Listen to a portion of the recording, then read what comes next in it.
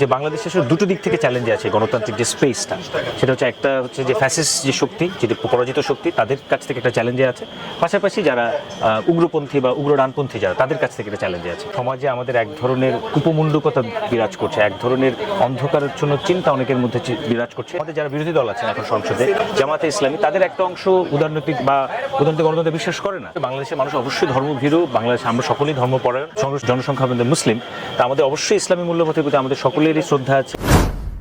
বিসমিল্লাহির রহমানির রহিম। অমর একুশে বইমেলা 2026 উপলক্ষে জিয়া স্মৃতি পাঠাগার স্টলে আমরা যে ধারাবাহিক আলোচনা অনুষ্ঠান করি, আজকে আমাদের সেরকম একটি আলোচনা অনুষ্ঠানে উপস্থিত হিসেবে যিনি এসেছেন, তিনি একজন তরুণ মানবাধিকার কর্মী ও গবেষক। এছাড়া তিনি ডেমোক্রেসিক ইন্টারন্যাশনাল বাংলাদেশের সাবেক সিনিয়র প্রোগ্রাম অফিসার ছিলেন। তিনি জুনায়েদ মুফরাদ মৌসুম।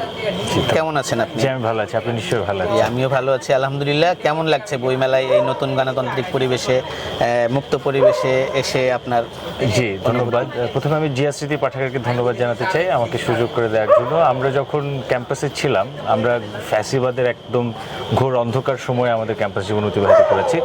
আমরা বিতর্ক এবং বিভিন্ন সাংস্কৃতিক আন্দোলনের সাথে যুক্ত ছিলাম। তখনও আমাদের বইমেলা আসা হতো এবং বইমেলার সাথে একটা আসলে আত্মার বন্ধন আমাদের জড়িত ছিল সবসময়। কিন্তু ওই সময়টাতে এক ধরনের রুদ্ধ পরিবেশ ছিল, এক ধরনের অন্ধকারাচ্ছন্ন পরিবেশ। চিন্তার স্বাধীনতা ছিল না, মানুষের কথা বলবার স্বাধীনতা ছিল না, সকল কিছুতে একটা কেমন যেন একটা সেন্সরশিপ ছিল। তো গণ অভ্যুত্থান পরবর্তী বাংলাদেশে, বর্তমানে একটা গণতান্ত্রিক বাংলাদেশে যে বইমেলা আমরা দেখছি, একটা নিশ্চিতভাবে একটা মুক্ত চিন্তার একটা জায়গা তৈরি হয়েছে। সবাই কথা বলবার সুযোগ পাচ্ছে, আলোচনা হচ্ছে, বই প্রকাশিত হচ্ছে। এক ধরনের উন্মুক্ত গণতান্ত্রিক চিন্তা এবং চিন্তার প্রকাশ আমরা দেখতে পাচ্ছি, যে নিঃসন্দেহে একটা আনন্দের ব্যাপার। আমাদের জন্য আরও আনন্দের বিষয় এজন্য যে আমরা কিন্তু আমাদের এই যে স্টলগুলো, জিয়া স্মৃতি পাঠাগারের স্টল, আমরা সেই সময় করতে পারিনি, আমাদেরকে অনুমতি দেওয়া হয়নি। আমরা গত বছর প্রথম এখানে এসেছি, আর এবার দ্বিতীয়বার। যাই হোক, আমরা আজকে যে বিষয় নিয়ে আলোচনা করতে চাই সেটা হলো এই যে মুক্ত পরিবেশ, এই মুক্ত পরিবেশ বিষয়ে আমরা কথা বলতে পারি। সেটা হলো যে গণতন্ত্র ফিরে এসেছে, এই গণতন্ত্রকে অর্থবহ করার জন্য একটা অংশীদারিমূলক, সকলের ইনক্লুসিভ যাকে বলি আর কি, সবাই অন্তর্ভুক্তিমূলক একটা রাজনৈতিক চর্চা এবং সমাজ আমরা কিভাবে আবার বিনির্মাণ করতে পারি, যেটি গত আমলে বলা যায় যে একদম ক্ষতবিক্ষত হয়ে গিয়েছে। ধন্যবাদ। দেখুন, গণঅভ্যুত্থানের একটা আকাঙ্ক্ষা ছিল একটা সামষ্টিক বাংলাদেশ, একটা অন্তর্ভুক্তিমূলক বাংলাদেশ তৈরি করা। আমরা বৈষম্যের বিরুদ্ধে ছাত্র জনতা থেকে শুরু করে সকল আপামর জনসাধারণ, রাজনৈতিক দল, সকল অংশীজনরা একসাথে এই বার্তাটুকু দেওয়ার চেষ্টা করেছে এবং সেটির জন্য কিন্তু ফ্যাসিবাদী শাসন ব্যবস্থার বিরুদ্ধে লড়াই করেছে। তো এখন একটি জনগণের ভোটে একটি সরকার নির্বাচিত হয়েছে, যারা গণতন্ত্রের কথা বলছে, যারা গণতান্ত্রিক মূল্যবোধকে লালন করে এবং যারা বিশ্বাস রাখতে চায় যে সকলকে নিয়েই বাংলাদেশকে অর্থনৈতিক এবং সামাজিকভাবে এগিয়ে নিয়ে যেতে হবে। এবং সেটি করার জন্য আসলে সকল মত, সকল পথ, সকল ধরনের চিন্তা, সকল ধর্ম বর্ণ নির্বিশেষে বাংলাদেশি জাতীয়তাবাদকে উপজীব্য করে সকলের মধ্যে এই চেতনাটুকু সঞ্চার করতে হবে এবং সেটির জন্য সাংস্কৃতিক, সামাজিক এবং সরকারের বিভিন্ন যে কার্যক্রম আছে সেই কার্যক্রমগুলো পরিচালনা করতে হবে। সেটির জন্য নিঃসন্দেহে নাগরিকদের অংশগ্রহণ খুবই গুরুত্বপূর্ণ এবং সে সকল নাগরিক যাতে সমানভাবে অংশগ্রহণ করতে পারে সেই পরিবেশ নিশ্চিত করাটাও অনেক বেশি গুরুত্বপূর্ণ। এক্ষেত্রে আপনি মূল চ্যালেঞ্জ কি মনে করেন? এক্ষেত্রে মূল চ্যালেঞ্জ আমার কাছে মনে হয় যে এখনও আমাদের সমাজে আমাদের এক ধরনের কুপমুণ্ডকতা বিরাজ করছে, এক ধরনের অন্ধকারাচ্ছন্ন চিন্তা অনেকের মধ্যে বিরাজ করছে। রাজনৈতিক প্রক্রিয়ার উপর মানুষের এখনও যেহেতু আমরা দীর্ঘদিন একটা ফ্যাসিবাদী শাসন ব্যবস্থার মধ্যে ছিলাম, তখন একটা যে উদারনৈতিক গণতন্ত্রের স্পেসটা যখন একেবারে ক্ষতিগ্রস্ত হয়েছে, তখন এক ধরনের উগ্রপন্থী বা এক ধরনের রক্ষণশীল চিন্তা বা যারা যে অংশটি এখন সমাজে অনেক ক্ষেত্রে তারা প্রমিনেন্ট হওয়ার চেষ্টা করছে বা করেছে, এর পাশাপাশি যারা ফ্যাসিবাদী চিন্তা করেন বা ফ্যাসিবাদী যে ধারণা সেটিকে লালন করেন, তাদেরও যেই একটি অবস্থান, সেই অবস্থানগুলো আসলে এই ক্ষেত্রে অনেক বড় চ্যালেঞ্জ। এই ক্ষেত্রে উদারনৈতিক গণতন্ত্রকে বিকাশ যদি আরেকটু স্পষ্ট করে বলেন কারা তারা? নিঃসন্দেহে আমরা দেখেছি গত ফ্যাসিবাদী আমলে যারা গত ফ্যাসিস্ট সরকারকে তোষণ করেছে, সাংস্কৃতিকভাবে, সামাজিকভাবে, প্রশাসনিক বিভিন্ন স্তরে আমরা দেখেছি, তারা এখনও আসলে সেই জায়গাগুলোতে আছে, তারা সুযোগ খুঁজছে যে তারা যে কোনোভাবে সরকারকে অস্থিতিশীল, দেশকে অস্থিতিশীল করবার মাধ্যমে বা সরকারকে এক ধরনের বেকায়দায় ফেলবার মাধ্যমে এক ধরনের একটা তারা সুযোগ খুঁজছে। এর পাশাপাশি আমরা দেখেছি যে ধর্মান্ধ বা ধর্মভিত্তিক ধর্মকে ব্যবহার পুঁজি করে যারা রাজনীতি করতে চায় এমন একটি অংশ যারা আমাদের যে সামষ্টিক ইসলামী মূল্যবোধ, সেই ইসলামী মূল্যবোধের সাথে সাংঘর্ষিক রাজনীতি করতে চায়, ইনক্লুসিভ যেমন আমরা দেখতে পাচ্ছি যে যারা দক্ষিণপন্থী রাজনীতি যারা করেন বাংলাদেশে এবং যারা অনেক বেশি উগ্রপন্থী রাজনীতির আপনি যদি আরেকটু স্পষ্ট করেন, কারণ ডানপন্থী রাজনীতি তো পৃথিবীর সব জায়গাতেই রয়েছে। আপনি কাদের কথা বলছেন? যে বাংলাদেশে আমরা সবাই জানি আসলে বাংলাদেশের দক্ষিণপন্থী রাজনীতি যারা করছে, যেমন যারা উদারনৈতিক গণতন্ত্রে বিশ্বাস করে এমন অংশও আছে, এর পাশাপাশি যারা বাংলাদেশের পুরো সিস্টেমটাকে পরিবর্তন করে দিতে চায় এই অংশটুকুও আছে। যেমন ধরুন আমাদের যারা বিরোধী দল আছেন এখন সংসদে, জামাতে ইসলামী, তাদের একটা অংশ উদারনৈতিক গণতন্ত্রে বিশ্বাস করে না। তারা অনেক ক্ষেত্রেই তারা চায় যে বাংলাদেশে এক ধরনের কুক্ষিগত করবার মাধ্যমে এই ধরনের কার্যক্রমগুলো পরিচালনা করতে। পাশাপাশি এছাড়াও আরও অনেকগুলো অংশ আছে যারা উদারনৈতিক যে গণতন্ত্রের জন্য আমরা লড়াই করছি সেই স্পিরিটটা ধারণ করতে পারে না, সেটা অনেক বড় চ্যালেঞ্জ। আচ্ছা, এক্ষেত্রে আপনি তাদের কাছে কি প্রত্যাশা করেন? নিঃসন্দেহে যেহেতু আমরা একটি গণতান্ত্রিক সমাজে বিশ্বাস রাখি, গণতান্ত্রিক দর্শনে বিশ্বাস রাখি এবং আমরা বিশ্বাস রাখি বাংলাদেশ গণতান্ত্রিক প্রক্রিয়ার মধ্য দিয়েই এগোতে পারে। আমরা যে আর্থসামাজিক মুক্তির কথা আমরা ভাবি, আমরা যে সামষ্টিক উন্নয়নের কথা ভাবি, সেটি নিঃসন্দেহে একটা গণতান্ত্রিক প্রক্রিয়ার মাধ্যমেই আসলে অর্জন করা সম্ভব। তো সেক্ষেত্রে তাদের কাছে প্রত্যাশা অবশ্যই তারা যদি গণতান্ত্রিক প্রক্রিয়ার প্রতি শ্রদ্ধাশীল হয়, নারী পুরুষের যে অধিকার, সকলের সামষ্টিকভাবে এগিয়ে নিয়ে যাওয়ার যে চিন্তা, সেই চিন্তাগুলোর প্রতি যারা শ্রদ্ধাশীল থাকে এবং তারা যাতে এই গণতান্ত্রিক মূল্যবোধগুলোকে সম্মান করতে পারে এবং সেই অনুযায়ী কাজ করতে পারে, সেই ক্ষেত্রে ধর্মভিত্তিক রাজনীতি নিয়ে আপনার অবস্থান কি? আমি নিঃসন্দেহে মনে করি বাংলাদেশের মানুষ অবশ্যই ধর্মভীরু। বাংলাদেশে আমরা সকলেই ধর্মপরায়ণ, ধর্মের প্রতি বা আমাদের ইসলামীর, যেহেতু আমাদের একটা সংখ্যাগরিষ্ঠ রাজনীতিকে আমরা সংখ্যাগরিষ্ঠ জনসংখ্যা আমাদের মুসলিম, তা আমাদের অবশ্যই ইসলামী মূল্যবোধের প্রতি আমাদের সকলেরই শ্রদ্ধা আছে, আমাদের সে ধারণ করি। কিন্তু ধর্মকে গণতন্ত্র বা রাজনীতির হাতিয়ার বানিয়ে যদি কারোর হীন রাজনৈতিক উদ্দেশ্য সাধন করতে চায়, সেটি আসলে মূল সমস্যাটা তৈরি করে। এই ক্ষেত্রে গণতন্ত্রকে গণতন্ত্রের মতো করে চলতে দিয়ে ধর্মকে ব্যবহার না করে ধর্মকে একটি গুরুত্বপূর্ণ সাংস্কৃতিক ও সামাজিক অনুষঙ্গ হিসেবে ব্যবহার করাটাই গুরুত্বপূর্ণ। সেটি সেক্ষেত্রে আমাদের জায়গা থেকে, অর্থাৎ বাংলাদেশ জাতীয়তাবাদী দল এবং তার অঙ্গ সংগঠনগুলোর ভূমিকা কি হতে পারে? জি, একটু আগে যেটা বলছিলাম যে বাংলাদেশে আসলে দুটো দিক থেকে চ্যালেঞ্জে আছে গণতান্ত্রিক যে স্পেসটা, সেটা হচ্ছে একটা হচ্ছে যে ফ্যাসিস্ট যে শক্তি, যেটি পরাজিত শক্তি, তাদের কাছ থেকে একটা চ্যালেঞ্জে আছে। পাশাপাশি যারা উগ্রপন্থী বা উগ্র ডানপন্থী যারা, তাদের কাছ থেকে একটা চ্যালেঞ্জে আছে। এই ক্ষেত্রে বাংলা জাতীয়তাবাদী দল সকলের একটি আস্থার জায়গা সবসময় ছিল ঐতিহাসিকভাবে, এবং 17 বছরও গণতন্ত্রের জন্য তারাই লড়াই করেছে, তারাই সেই লড়াইটিকে নেতৃত্ব দিয়েছে। এবং বাংলাদেশের আপামর জনসাধারণ, পাহাড়ি থেকে শুরু করে সমতলের মানুষ, সকল ধর্মের মানুষ এই প্ল্যাটফর্ম বা এই রাজনৈতিক দলের উপর আস্থা রাখতে চায়। তো এই বাংলাদেশ জাতীয়তাবাদী দলের কাছে প্রত্যাশা বা তাদের যে করণীয়, যেটা আমরা মনে করি আমাদের জায়গা থেকে, যে নিঃসন্দেহে সকল মানুষকে যাতে নিয়ে এগিয়ে যাওয়া যায় এবং সকল মানুষকে একসাথে নিয়ে কাজ করার জায়গাটা তৈরি করা। এই জায়গাতে গত ত্রয়োদশ জাতীয় সংসদ নির্বাচনে জনগণ তাদের ভোটাধিকার প্রয়োগ করেছে এবং তারা বাংলাদেশ জাতীয়তাবাদী দলকে রাষ্ট্র পরিচালনার দায়িত্ব দিয়েছে এবং ইতিমধ্যে 1 মাস পার হয়ে গিয়েছে। আপনি জাতীয়তাবাদী দলের এই যে বর্তমান সরকারের কার্যক্রমকে কিভাবে মূল্যায়ন করছেন? দেখুন, মাত্র 1 মাস হয়েছে, এখন আসলে মূল্যায়ন করা খুব কঠিন। তবে কিছু খুবই গুরুত্বপূর্ণ ইতিবাচক জেস্টার্স আমরা দেখছি এবং কিছু ইতিবাচক কার্যক্রম আমরা দেখছি, যে অনেকগুলো পলিসির ক্ষেত্রে বা সবাইকে নিয়ে একসাথে কাজ করা, সকল ধর্মের সকল মতকে শ্রদ্ধা করার একটা জায়গা, সাংস্কৃতিক এবং সামাজিকভাবে যাতে বাংলাদেশকে ফুটিয়ে তোলা ও বাংলাদেশ সবার আগে বাংলাদেশ, যে স্লোগান নিয়ে এই সরকার কাজ করছে, যে বাংলাদেশ পন্থী চিন্তাকে সবার আগে প্রাধান্য দেয়া, সেটিকে অত্যন্ত গুরুত্বপূর্ণ বলে আমি মনে করি। পাশাপাশি যেই সরকার প্রধান থেকে শুরু করে সরকারের গুরুত্বপূর্ণ দায়িত্বশীল অংশ যেই ইতিবাচকভাবে সামনে এগিয়ে যাওয়ার প্রত্যয় তারা ধারণ করছেন, তারা পেছনের রাজনৈতিক যে অপসংস্কৃতি রয়েছে সেটি থেকে অনেকটুকু বের হয়েছে। আমরা দেখছি যে বিরোধী দলের সাথে বা বিরোধী পক্ষগুলোর সাথে একসাথে সামঞ্জস্য তার রক্ষা করে তারা কাজ করার চেষ্টা করছেন, যেটি নিঃসন্দেহে বাংলাদেশ বাংলাদেশের জন্য অত্যন্ত ইতিবাচক, এবং এটি পূর্বে আমরা কখনোই খুব একটা বেশি দেখতে পাইনি। আপনার যে প্রত্যাশা এই যে অন্তর্ভুক্তিমূলক একটা রাজনৈতিক পরিবেশ এবং সমাজ বিনির্মাণ, সেক্ষেত্রে বর্তমান সরকারের আগামী দিনের মূল চ্যালেঞ্জ কি? আমি আগামী দিনের আসলে মূল চ্যালেঞ্জ, মানে অভ্যন্তরীণ চ্যালেঞ্জের কথা বলছি, যে তা দলীয় মানে এইটা এক্সিকিউশন করার জন্য ভিতর থেকে কি ধরনের চ্যালেঞ্জ রয়েছে? ধন্যবাদ। ভিতর থেকে আসলে সাংস্কৃতিক বিকাশটা খুব গুরুত্বপূর্ণ। সাংস্কৃতিক আন্দোলনের একটা বড় ভ্যাকুয়াম তৈরি হয়েছে নিঃসন্দেহে, যেহেতু আমরা ফ্যাসিবাদী আমলে আমরা দেখেছি যে সাংস্কৃতিক আন্দোলনটাকে কিভাবে ফ্যাসিবাদ আত্মীকরণ করে ফেলেছিল, দুটো আলাদা করবার কোনো জায়গা ছিল না। সেই জায়গা থেকে এখন একটা বড় চাহিদা তৈরি হয়েছে যে সাংস্কৃতিক চিন্তা, সাংস্কৃতিক মুক্তি আন্দোলন, প্রগতিশীল আন্দোলনটাকে এগিয়ে নিয়ে যাওয়া, এবং দলের ভিতর থেকে যদি এই প্র্যাকটিসগুলো করতে হয়, যেমন সাংস্কৃতিক আন্দোলনই বা সাংস্কৃতিকভাবে এগিয়ে নিয়ে যাওয়াটা কিন্তু বড় রাজনীতি, অনেক বড় রাজনৈতিক একটা জায়গা।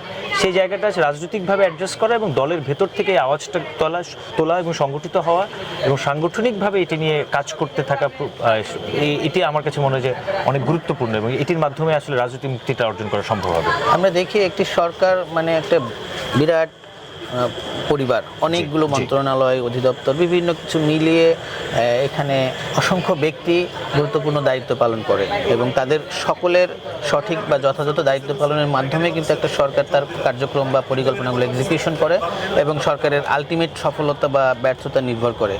সেক্ষেত্রে আমরা বর্তমান সময়ে যারা এই সকল দায়িত্বে রয়েছেন তাদের কি আপনি কিভাবে মূল্যায়ন করবেন? দেখুন, যারা বর্তমানে বিভিন্ন সরকারি বিভিন্ন দপ্তরে আছেন, যারা বিভিন্নভাবে কাজ করার চেষ্টা করছেন, তারা নিঃসন্দেহেই অনেকেই দীর্ঘদিন রাজনীতি করেছেন, এবং তাদের সবচেয়ে বড় জায়গা যেটা আমি ব্যক্তিগতভাবে মনে করি, তারা বাংলাদেশের গণতন্ত্র পুনরুদ্ধার আন্দোলনে বা ফ্যাসিবাদের ঘোর অমানিসায় তারা বুক চিতিয়ে লড়াই করেছেন। তো তাদের প্রতি জাতির প্রত্যাশাও অনেক, এবং তাদের সেই সক্ষমতাটুকুও আছে। কিন্তু আসলে সকল পক্ষের বা সকল জায়গাতে সীমাবদ্ধতা থাকে, কিন্তু পাশাপাশি নাগরিকদের অংশগ্রহণ নিশ্চিত করা এবং তাদের আন্তরিকতা, তাদের ইতিবাচক মানসিকতা বা বাংলাদেশে এগিয়ে নিয়ে যাওয়ার যে চিন্তা, সেটিকে আমি খুবই ইতিবাচকভাবে মূল্যায়ন করতে চাই। তো পাশাপাশি নাগরিকদেরও সচেতন হওয়া এবং ইতিবাচকভাবে অংশগ্রহণ করাটা অনেক বেশি প্রয়োজন বাংলাদেশকে এগিয়ে নিয়ে যাওয়ার ক্ষেত্রে। এই যে নাগরিকের কথা বললেন, আমরা তো সংবিধানে বা বিভিন্ন জায়গায় বলি যে সমান অধিকারের কথা, নাগরিকের প্রত্যেকটা নাগরিক সমান। হ্যাঁ, এই ক্ষেত্রে আমাদের দেশের যে প্রান্তিক জনগোষ্ঠী, বড় একটা অংশ যারা আসলে ওইভাবে নাগরিক সুবিধা তারা কিন্তু থেকে বঞ্চিত। তো এই অংশকে বা দারিদ্র সীমার নিচে যারা রয়েছে, শিক্ষা থেকে যারা দূরে রয়েছে, স্বাস্থ্যসেবা পাচ্ছে না, মৌলিক বিষয়গুলো থেকে যারা বঞ্চিত, এই ধরনের মানুষকে আমরা কিভাবে এই অন্তর্ভুক্তির মধ্যে আনতে পারি? জি, ধন্যবাদ। দেখুন, আমরা এর আগে অনেকগুলো ভিশন 2030 দেখেছি, এই বাংলা জাতীয়তাবাদী দল যখন সরকার গঠন করেছে 31 দফা দেখেছি। তারা অনেকগুলো পলিসি দেওয়ার চেষ্টা করছেন, যেখানে আসলে একেবারে অর্থনীতির সুষম বন্টনটা সম্ভব হবে, একেবারে প্রান্তিক পর্যায়ের জনগোষ্ঠীদের থেকে যাতে মানে উন্নয়নের মূল সুফলটুকু পায়, যেটা আমরা দীর্ঘদিন ধরে দেখতে পাই না। এবং সেটির জন্য তারা অনেকগুলো কাজ করছে। আমরা দেখেছি যে কিছুদিন আগে কিছু কর্মসূচি তারা নিয়েছে, ফ্যামিলি কার্ড, কৃষক কার্ড থেকে শুরু করে অন্তর্ভুক্তিমূলক বিভিন্ন ধরনের অর্থনৈতিক স্কিম, অর্থনৈতিক যারা কার্যক্রম তারা পরিচালনা করবার চেষ্টা করছে। এর পাশাপাশি যেটি খুবই গুরুত্বপূর্ণ, যে ডিসেন্ট্রালাইজ করার যে জায়গাটা, বিকেন্দ্রীকরণের যে প্রয়োজনীয়তাটা, সেটি আসলে খুব বেশি মাত্রায় আমরা পরিলক্ষিত করছি। যদি আমাদের যে রাষ্ট্রীয় বা নাগরিক সুবিধাগুলো যেগুলো এবং অর্থনৈতিক এবং সামাজিক যে কার্যক্রমগুলো আছে, সেগুলো যদি আরও বেশি বিকেন্দ্রীকরণ করা যায়, সাংস্কৃতিক কার্যক্রমগুলোকে যদি আরও পুরো দেশব্যাপী ছড়িয়ে দেওয়া যায়, সামাজিকভাবে যদি সকলকে বাংলাদেশ ফিলিংটা তৈরি করা যায়, আমরা সবাই বাংলাদেশি, এই ফিলিংটা তৈরি করা যায়, সেক্ষেত্রে এই সুফলটুকু একেবারে প্রান্তিক পর্যায় পর্যন্ত পৌঁছে যাবে বলে মনে হয়। ফিলিং বা বাংলাদেশ ফার্স্ট, বাংলাদেশকে ফিল করা, এটা তো আমরা যাদেরকে সবচেয়ে অবহেলা করেছি, সেই জেনজি গত অভ্যুত্থানে আমাদের প্রমাণ করে দিয়েছে যে তাদেরকে আমরা যেভাবে আসলে ভাবতাম তারা মোটেই সেরকম না। তারা এই একটা ছোট্ট ফোনের ভিতর দিয়ে বৈশ্বিক বাস্তবতা দেখে বুঝে তারা কিন্তু ফ্যাসিস্ট সরকারের যে একচেটিয়া প্রচার, সেটা থেকে তারা শিক্ষা না নিয়ে বরং তাদের মতো করে তারা শিখেছে, বুঝেছে এবং মূল্যায়ন করেছে। সেই জায়গা থেকে যদি আমরা একটু চিন্তা করি যে আসলে উৎপাদন যারা করছে, সেটা হতে পারে গার্মেন্টস ফ্যাক্টরি শ্রমিক, সেটা হতে পারে আমাদের খাদ্যদ্রব্য যারা দিচ্ছে সেই কৃষক, এরকমভাবে নানান ক্ষুদ্র শিল্প, এই সবগুলো থেকে যারা, যেমন উদাহরণ দিতে পারি যে এই যে বিভিন্ন আড়ং থেকে শুরু করে নানান প্রতিষ্ঠান, একদম প্রান্তিক লেভেলের মানুষজনের পরিশ্রম করা বিভিন্ন সেলাই বা কাঁথা এইসব বা কারুকার্য জিনিসপত্রগুলো তারা সংগ্রহ করছেন। এভাবে আসলে উৎপাদনের সাথে শ্রমিক লেভেলে যারা সম্পৃক্ত এরা সবাই কিন্তু প্রান্তিক গোষ্ঠী বলতে পারি আমরা। এদের কিন্তু ভাগ্যের পরিবর্তন হচ্ছে না। এদের মধ্যে কিন্তু বাংলাদেশ ফার্স্ট বা দেশপ্রেম এর কোনো কিছু ঘাটতি রয়েছে এটা আমরা বলতে পারবো না, কিন্তু এদের যে পরিশ্রম সেটারই যে মূল্য বা এরা হলো ধীরে ধীরে কিভাবে এদের অবস্থার উন্নয়ন করবে সেই জায়গাতে আসলে আমরা মুখে যাই বলি, বাস্তবতা হচ্ছে যে সেইভাবে কিন্তু কাজ হচ্ছে না। যেটুকু হচ্ছে হয়তো তারা তাদের একজন সন্তানকে বিদেশে পাঠাচ্ছে, হ্যাঁ, তাও অনেক ঝক্কি ঝামেলা করে, যেখানে অনেক দেশ অল্প টাকায় যেতে পারে সেখানে আমাদের এখানে আরও বরং তাদের রাস্তাটাকে আমরা বিঘ্ন করে রাখছি। এই জায়গাগুলোতে কৃষক উৎপাদন করছে, তাদের জন্য যে ন্যায্য মূল্য পাওয়া বা স্টোরেজের সুবিধা সেগুলো বিপণন ব্যবস্থা এখানে দুর্বল।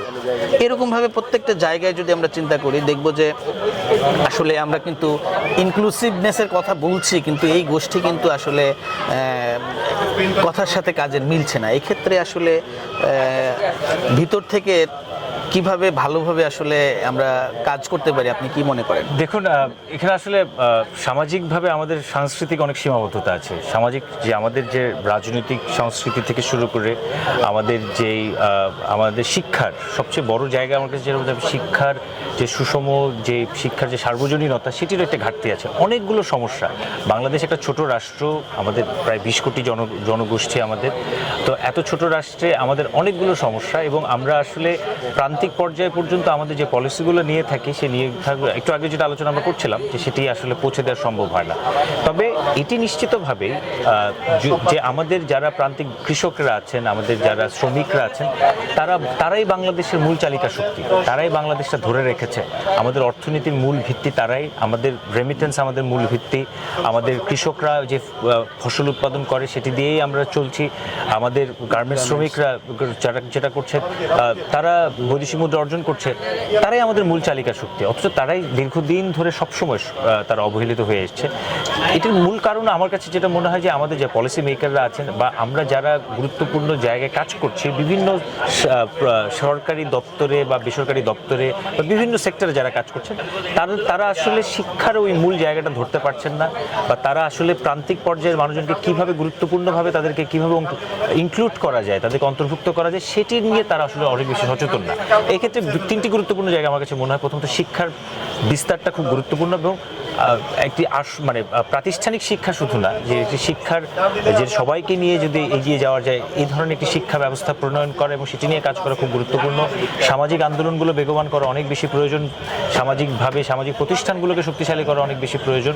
পাশাপাশি আমাদের যে রাজনৈতিক সংস্কৃতি, সেই সংস্কৃতিতে যদি আমরা সকলের কথা ভাবতে পারি এবং জনগণের কাছে বারবার ফেরত যেতে হবে, জনগণের কাছে আমরা যদি যথাযথ নির্বাচন, গণতন্ত্র, মানবাধিকার, ভোটের অধিকার এইগুলো যদি আমরা মোটামুটি একটা নিশ্চিত করতে পারি, তখন আসলে সকলের মতের একটা প্রাধান্য থাকে, তখন তারা অনেক বেশি এম্পাওয়ার্ড হয়। অর্থাৎ আপনি যা বললেন, আমাদের এখানে সমস্যা অনেক প্রতিটি সেক্টরে যদি তাকাই আমরা, জরাজীর্ণ অবস্থা, তার উপরে গত ফ্যাসিস্ট আমলে রাষ্ট্রীয় প্রতিষ্ঠানগুলো ভেঙে একেবারে চুরমার করে ফেলেছে। সেই জায়গা থেকে এখন যাত্রা শুরু করে আমাদের যেভাবে হোক সামনে এগোতে হবে।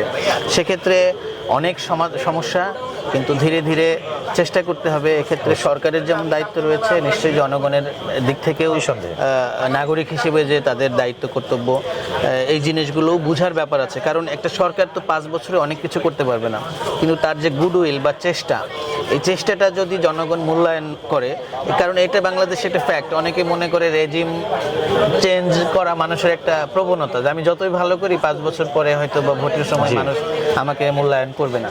এটা কিন্তু রাজনীতিবিদদের একটা ভয়ের জায়গা। তো সেই জায়গায় জনগণও যদি বুঝতে পারে যে একটা কি রাষ্ট্র কাঠামো ভেঙে পড়া জায়গা থেকে একটা সরকার এসে চেষ্টা করছে, তারাও যেন মূল্যায়ন করে এবং সরকারকে গঠনমূলক সমালোচনা করে, এই জায়গাগুলো আসলে নিশ্চয়ই বাংলাদেশ অন্তর্ভুক্তিমূলক একটা জায়গায় যাবে। আসলে অন্তর্ভুক্তি শব্দটা তো অনেক ব্যাপক।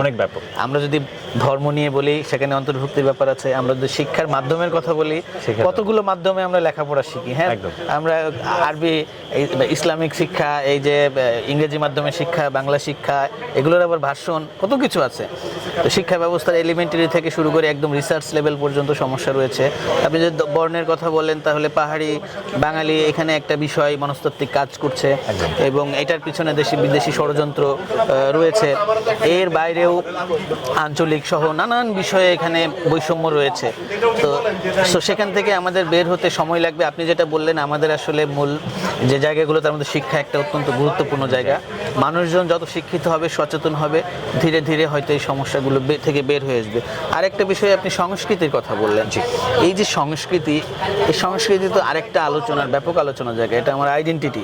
কিন্তু এখানেই প্রশ্ন চলে আসে যে বাংলাদেশ, স্বাধীনতা উত্তর বাংলাদেশ আজ অবধি একটা ছেলে বিশ্ববিদ্যালয়ে পড়ে, তাকে যদি বলেন আমার সংস্কৃতি কি, কেউ কিন্তু ঠিকমতো ডিফাইন করতে পারে না। এই জায়গাটিকে আপনি কিভাবে দেখেন? ওই যে একটু আগে বলছিলাম যে শিক্ষার আসলে ঘাটতি আছে আমাদের, যে শিক্ষা ব্যবস্থার। আমি তো ভার্সিটির ছেলেদের কথা বলছি। একটা শিক্ষিত ছেলে তো বলতে পারছে না তার সংস্কৃতি বলতে কি বোঝাচ্ছে। একদম, কারণ আপনি দেখেন আমরা এখানে রবীন্দ্রনাথ, নজরুল দুটো ডিভাইড। এরকম সব ক্ষেত্রে আপনি যদি দেখেন যে রাষ্ট্রীয় নেতা, রাষ্ট্রীয় সব ক্ষেত্রে এই গ্রুপ ওই গ্রুপ, এইভাবে যে দ্বিধাবিভক্ত একটা জাতি, আপনি এইখানে একটা কমন ইন্টারেস্ট ছাড়া তো একটা দেশীয় জাতীয়তাবাদ টিকতে পারে না। তো সেই জায়গাতে আমরা কিভাবে আসবো? মানে সেই জায়গায় আসলে আমাদেরকে প্রথমে আমাদের শিক্ষা ব্যবস্থা নিয়ে আমাদের কাজ করতে হবে অনেক বেশি। কারণ আমরা কিছু গাইড বই পড়ে, কিছু প্রশ্ন করে, অনেক সময় দেখা যাচ্ছে শিক্ষকরা, প্রাথমিক পর্যায়ের শিক্ষকরা, উচ্চ মাধ্যমিক পর্যায়ের শিক্ষকরা, তারা ঠিকমতো পড়াতে পারছেন না, বা তারা অনেক ক্ষেত্রেই তারা ঠিকমতো বলতে পারছেন না যে আমাদের সংস্কৃতি কি, আমাদের এই জায়গাগুলো তারা নিজেরাই অনেক ক্ষেত্রে লালন করছেন না, ধারণ করছেন না, বা সরকারিভাবে বা বেসরকারিভাবে যে আমাদের সামাজিক সাংস্কৃতিক যে প্রতিষ্ঠানগুলো আছে সেগুলো আসলে এটি নিয়ে কাজ করতে পারছে না। তো এটির কারণে যেটা হচ্ছে যে একটি স্কুলের বাচ্চা যখন বড় হচ্ছে, সে আসলে সংস্কৃতি বোধ নিয়ে বড় হতে পারছে না। সংস্কৃতি বোধ, ইতিহাস বোধ, এই ব্যাপারগুলো অনেক গুরুত্বপূর্ণ এবং এই জায়গাগুলো আসলে হুট করে হয় না। একটা ইউনিভার্সিটির স্টুডেন্ট তো হুট করে আসে না, একটা ছোটবেলা থেকেই সে ওভাবে গ্রো করতে হয়।